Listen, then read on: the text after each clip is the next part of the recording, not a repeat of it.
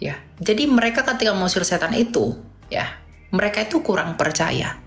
Nah, dan imannya mereka itu untuk mengusir setan itu ternyata ditambahkan kejelasannya di sini bahwa jenis ini ada beberapa penafsir mengatakan jenis itu adalah jenis setan itu dapat diusir kecuali dengan berdoa dan berpuasa. Jadi ada setan yang dapat diusir dengan hardik begitu saja, tapi ada yang harus diusir dengan berdoa dan berpuasa sebagai tanda dari iman yang sejati. Yesaya 41 ayat 10.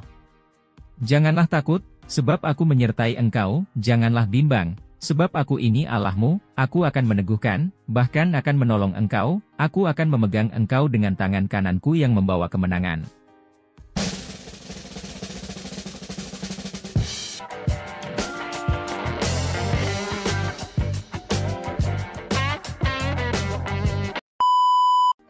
Sebenarnya dalam terjemahan lama disebut anak kebinasaan itu, ya.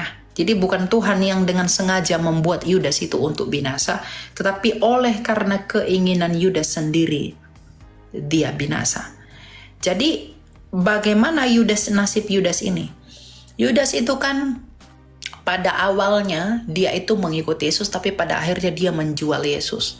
Dia menjual Yesus karena dia tidak suka kepada Kristus dan dia kecewa. Nah, ketika dia kecewa, rapi respon pertobatannya itu apa?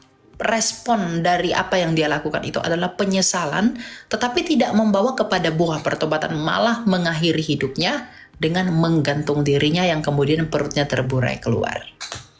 Ya, jadi apakah Yudas itu selamat? Ya, kalau merujuk dari ucapan Tuhan Yesus sendiri dalam Yohanes 17 ayat 12, dia tidak selamat. Makanya penggantinya Rasul Yudas itu adalah Matias. Ya. Lalu Lukas 22 ayat 22 dikatakan begini. Sebab anak manusia memang akan pergi seperti yang telah ditetapkan. Akan tetapi celakalah orang yang olehnya ia diserahkan. Kitab suci berkata celakalah dia. Ya. Berarti celaka. Matius 26 ayat 24 dikatakan begini. Anak manusia memang akan pergi sesuai dengan yang ada tertulis tentang dia. Akan tetapi celakalah orang yang olehnya anak manusia itu diserahkan. Adalah lebih baik bagi orang itu sekiranya ia tidak dilahirkan. Ini merujuk kepada Yudas. Ya, Markus 14 ayat 21 memiliki narasi yang sama.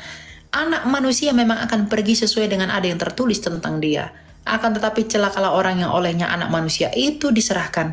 Adalah lebih baik bagi orang itu sekiranya ia tidak dilahirkan. Ya, itu mengenai Yudas. Nah, jadi Yudas itu tidak diselamatkan karena memang dia sendiri yang memilih untuk menjual Kristus menurut kehendak bebasnya dan menurut kemauannya sendiri. Nah, lalu mengenai yang kedua tadi Antiokhia, ya. Itu teguran Paulus, kita lihat dalam Galatia 2 ayat 11. Dikatakan begini, tetapi waktu Kefas datang ke Antiokhia, aku berterang-terang menentangnya sebab ia salah. Karena sebelum beberapa orang dari kalangan Yakobus datang, ia makan sehidangan dengan saudara-saudara yang tidak bersunat. Tapi setelah mereka datang, ia mengundurkan diri dan menjauhi mereka karena takut akan saudara-saudara yang bersunat. Dan orang-orang Yahudi yang lain pun turut berlaku munafik dengan dia. Sehingga Barnabas sendiri turut terseret oleh kemunafikan mereka. Tetapi waktu kulihat bahwa kelakuan mereka itu tidak sesuai dengan kebenaran Injil, aku berkata kepada Kefas di hadapan mereka semua, jika engkau seorang Yahudi, hidup secara kafir dan bukan secara Yahudi, bagaimanakah engkau dapat memaksa saudara-saudara yang tidak bersunat untuk hidup secara Yahudi? Ya, Jadi ini teguran apa? Teguran Rasul Paulus kepada Rasul Petrus. Dan beberapa orang menafsirkan karena pada masa itu terjadi di Antioquia, maka beberapa orang menafsirkan bahwa Antioquia tidak bertahan lama. Sama seperti 7 jemaat di dalam kitab Wahyu yang ditegur oleh Tuhan melalui Rasul Yohanes. Efesus, Smyrna, Pergamus, Tiatira, Laodikia, Efesus, dan satu lagi Philadelphia.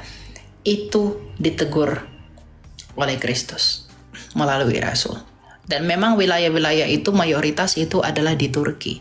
Dan sekarang karena Utsmania memerangi dan menjatuhkan Konstantinopel, pusat Bizantium pada masa itu, maka sekarang itu dikuasai oleh Islam. Begitu. Terima kasih. Terima kasih sudah beri pencerahan. Berarti yang disampaikan pendeta dalam ibadah Minggu benar ya. Makasihlah. Tuhan Yesus memberkati. Ya, Makasih. gitu ya Pak ya. Ya, makasih. Ada lagi yang mau ditanyakan? Udah cukup hari ini. Oke. Thank you. Silakan Jahrakal 753.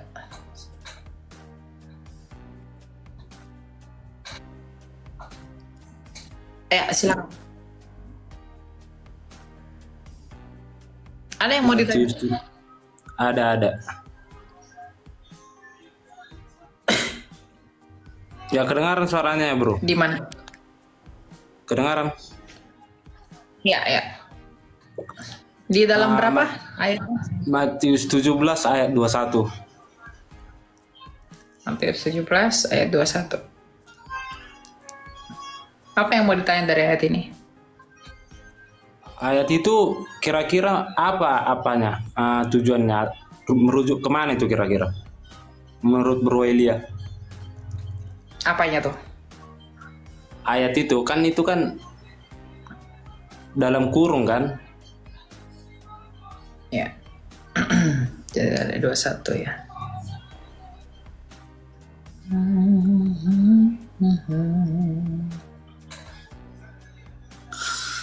Hai kamu angkatan yang tidak percaya yang sesat, berapa lama lagi harus aku tinggal di antara kamu? Berapa lama lagi aku harus sabar terhadap kamu? Bawalah anak itu kemari.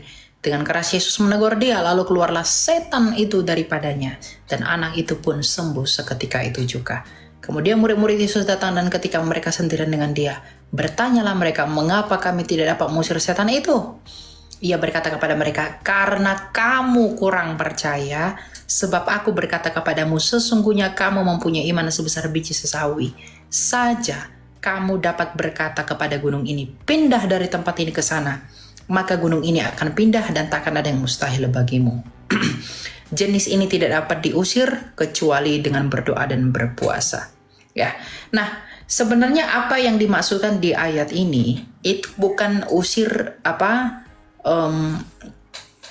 tentang praktik iman, ya kan Tuhan Yesus berkata begini, mereka bertanya, mengapa kami tidak dapat mengusir setan yang itu? Lalu Tuhan Yesus berkata, karena kamu kurang percaya, ya. Jadi mereka ketika mengusir setan itu, ya, mereka itu kurang percaya. Nah, dan imannya mereka itu untuk mengusir setan itu ternyata ditambahkan kejelasannya di sini bahwa jenis ini ada beberapa penafsir yang mengatakan jenis itu adalah jenis setan itu dapat diusir kecuali dengan berdoa dan berpuasa. Jadi ada setan yang dapat diusir dengan hardik begitu saja, tapi ada yang harus diusir dengan berdoa dan berpuasa sebagai tanda dari iman yang sejati. Jadi iman itu perlu diekspresikan. Ada yang seketika itu juga sembuh, ada yang seketika itu juga keluar, tapi ada yang seketika itu butuh praktik dari iman. Apa itu? Merendahkan diri dan meninggikan kuasa Allah melalui apa? Doa dan puasa. Gitu. Karena penghulu Rasul Paulus mengatakan lawan kita itu adalah roh-roh yang ada, penguasa-penguasa yang ada di udara, dan itu mereka punya kekuatan-kekuatan tersendiri. Ya, ada yang dapat diusir dengan mudah oleh iman melalui perkataan, ada juga yang dapat diusir dengan bukti iman, perendahan diri dan mengharapkan kuasa Allah. di dalam doa dan puasa. Jadi ayat ini sebenarnya esensinya itu adalah iman yang sejati. Makanya Tuhan Yesus berkata, karena kamu kurang percaya, sebab aku berkata kepadamu, sesungguhnya sekiranya kamu mempunyai iman sebesar biji sesawi, kamu dapat berkata dari gunung ini, pindah ke sana, maka kamu akan pindah. Jadi itu tentang praktik iman. Gitu. Gitu ya. Siapa namamu? Jahrakal. Merendahkan diri ya, bukan merendahkan hati ya. Merendahkan diri dan merendahkan hati Oh, di hadapan Allah. yang agak sedikit kurang apa sih, kurang kena sih jawabannya. Maksudnya jenis ini tuh masuknya apa sih? Itu setan itu yang ada di dalam anak itu. Orang itu. Kenapa sih itu Makanya itu dibuka. dalam kurung dia? Kenapa bisa gitu? Ya itu kan penjelasan dari ayat itu, apa yang disampaikan oleh Kristus. Maka dijelaskan penulis dalam Matius 17 itu. Maksudnya apa? Oh, Sama gitu. seperti ayat-ayat lain, ada apa? Ada catatan mengenai apa yang dimaksudkan. Misalnya perumpamaan hal-hal garis-garis merah itu dikasih tahu artinya apa. Ini kan perkataan Kristus, baru ditekankan pengertiannya apa, agar pembaca itu mengerti. Karena Rasul Matius yang pemungut cukai, dia itu menyalin dan dia itu menuliskan apa yang disaksikan orang-orang pada masa itu. Nah, dia mau memberitahu pembaca ini agar mengerti arti dan esensinya apa. Maka ditulis demikian. Gitu.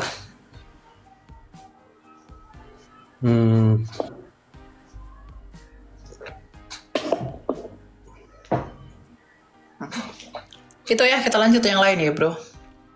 Masih ada sebenarnya. Ya, silakan. Apa itu? Kan kalau tentang Kristen yang progresif kan kita kan sepakat itu kan sesat ya kan? Ya. Setuju nggak kalau progresif itu sesat? Iya. Kalau yang Kristen liberal gimana tuh pendapat Bro Elia tuh? Sama aja sesat. Liberal sesat juga. Iya, ya sesat. Orang liberal itu kan orang-orang yang cenderung kepada pluralisme. Ya, mereka mengatakan bahwa ada keselamatan di luar Kristus. Itu akan bertentangan dengan Kisah Rasul 4 ayat 12. Jadi orang-orang liberal itu orang-orang liberal itu bukan lagi mengacu kepada kitab suci, tapi mengacu kepada magisterium pengetahuan mereka sendiri. Jadi tidak ada kerendahan hati untuk mau belajar kitab suci. Padahal 2 Timotius 3 ayat 16 berkata bahwa segala tulisan yang diilhamkan oleh Allah itu bermanfaat untuk mengajar dan menyatakan kesalahan. Mereka tidak tunduk kepada itu, tetapi malah menyerang apa yang di dalam. Ya, dan mempertanyakan hal-hal yang tidak perlu dipertanyakan, sehingga mengacaukan dan melahirkan konklusi baru yang tidak setia dan tidak seprinsip dengan apa yang para rasul ajarkan. Itu orang-orang liberal. Kalau para rasul mengatakan hanya di dalam Kristus ada keselamatan, Kisah Rasul 4 ayat 12, tapi orang-orang liberal berkata tidak, ada di luar Yesus juga diselamatkan. Nah, jadi Itu kan konklusi dan kesimpulannya sudah berbeda. Itu kan yang progresif. Kalau liberal agak sedikit apa dia? Cenderung ke Kristen dia. Iya, sama aja. Orang liberal itu Kristen progresif itu adalah buahnya Kristen liberal. Karena awalnya progresif itu ya dari kekristenan liberal. Oh gitu ya. Iya, Kristen progresif itu isinya orang-orang liberal semua. Masih bisa nanya lagi nih. Ya, satu lagi kita gantiin ke yang lain ya. Kalau di Protestan kan, Elia kan Protestan kan. Iya. Kalau di Protestan ada nggak konsepnya yang purgatory, api penyucian itu? Tidak, kita tidak mengakui purgatory. Oh. Oke. Ya, gitu ya. Kita ini dulu.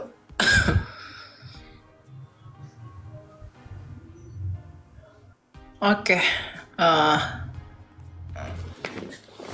Ya, silakan Ricky dulu deh.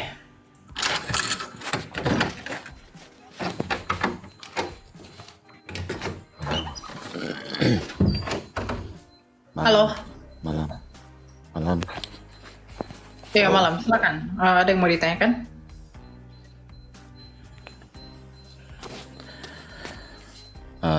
Ini saya mau tanya mengenai tentang penciptaan Allah,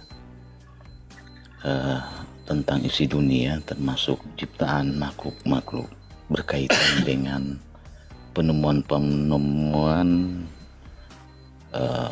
hewan-hewan purbakala itu bagaimana itu menurut pemahaman dari Elia. Itu pertama. Kemudian ada yang kedua mengenai persembahan. Itu saya dari Manado ini. Untuk persembahan ke gereja itu, apakah kita yang ada menyimpan dendam kepada saudara-saudara kita atau keluarga kita, adik-adik kita, apakah pantas untuk memberikan persembahan di gereja?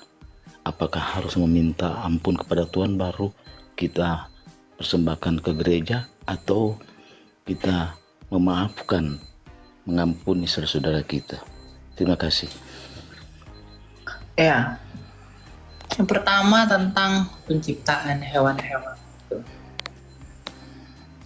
Memang tidak ada masalah ketika hewan-hewan ditemukan karbon-karbon. Ada hewan-hewan purba misalnya yang kerangkanya bentuknya seperti ini, tapi sekarang udah enggak ditemukan lagi. Karena kalau kita mengikuti prinsip belajar Alkitab untuk memahami tulisan Musa mengenai penciptaan, itu ada di kata kunci kata yom-nya itu. Bahwa studi kata yom itu hari penciptaan itu tidak selalu bermakna hari dalam waktu 24 jam. Ya, tetapi bisa berarti periode yang panjang. Jadi ketika Tuhan menciptakan hewan-hewan, itu bisa membutuhkan waktu yang sangat lama. Dia bisa celeng begitu tercipta, bisa aja begitu. Ya, tetapi kata yom itu ya tidak dimanai demikian. Makanya kalau ada yang berkata bumi ini umurnya sekian ratus tahun, sekian ribu tahun, berjuta-juta tahun, ya itu nggak masalah menurut prinsip studi kata yom tadi. Nah, kemudian beberapa orang creationist itu percaya bahwa Tuhan memang menciptakan semuanya dalam keadaan dewasa. Misalnya begini. Ketika Tuhan menciptakan Adam pada hari ke-6 dan tiba-tiba kita muncul entah dari mana, kita melihat Adam, kita pasti melihat Adam itu sudah berusia 50-30 tahun begitu. Tapi faktanya itu baru diciptakan pada hari pertama. Nah, seandainya kita entah dari mana, ada ketika tumbuh-tumbuhan diciptakan, ya pohon-pohonan diciptakan, kita ada pada hari itu juga di tempat itu, lalu kita periksa kambiun-kambiun pohon itu, kita mungkin akan menafsir bahwa pohon ini telah berjuta-juta tahun dan beratus-ratus tahun. Padahal faktanya itu baru dicipta hari itu juga. Ya. Jadi tergantung sudut pandang. Kita mau pakai sudut pandang yang mana untuk memahami itu, ya. Tapi saya lebih cenderung menggunakan yang pertama. Ya, studi kata yom itu tidak bermakna 24 jam, tapi periode yang begitu panjang. Misalnya ada kerangka dinosaurus ya ditemukan, kemudian hewan-hewan yang unik ditemukan, tulang-tulangnya dan lain sebagainya. Ya nggak masalah, ya bisa saja Tuhan ciptakan itu pleng terjadi begitu saja, bisa saja itu menurut studi kata yom periode yang begitu panjang, sehingga hewan-hewan yang dimaksudkan itu hidup pada periode-periode itu, dari periode hari pertama, kedua, ketiga, keempat, dan kelima. Gitu.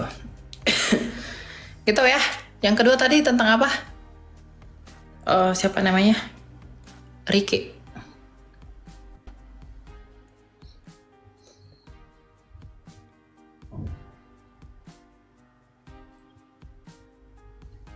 Halo, buka mikrofon, Ricky. Mengenai persembahan, Bang Elia. Apa yang mau ditanya tentang persembahan? Mengenai Itu persembahan ke gereja itu apakah pandangan dari Elia? Apakah kita sebagai umat yang percaya itu harus benar-benar mempersembahkan kepada Tuhan dengan cara kita tidak ada konflik dengan saudara-saudara kita, dendam kita kepada saudara-saudara kita ketika kita memberikan persembahan. Itu bagaimana itu, Elia? Tentang persembahan sebenarnya prinsipnya itu sudah jelas dijelaskan oleh tentang persembahan sebenarnya prinsipnya itu sudah dijelaskan oleh Rasul Paulus ya. Rasul Paulus berkata bahwa kamu harus memberi menurut kerelaan hatimu. 2 Korintus 9 ayat 7. Jadi bukan masalah saudara-saudara, tapi tentang hatimu. Kamu mau memberi menurut kerelaan hatimu atau enggak? Berikanlah yang wajib kamu berikan kepada Allah, berikanlah yang wajib kamu berikan kepada kaisar. Ya, berapapun yang kamu mau berikan kepada Allah di dalam kerelaan hatimu, berikanlah demikian. Ya, jangan orang lain menghambat ucapan syukurmu dan ekspresi syukurmu itu kepada Allah.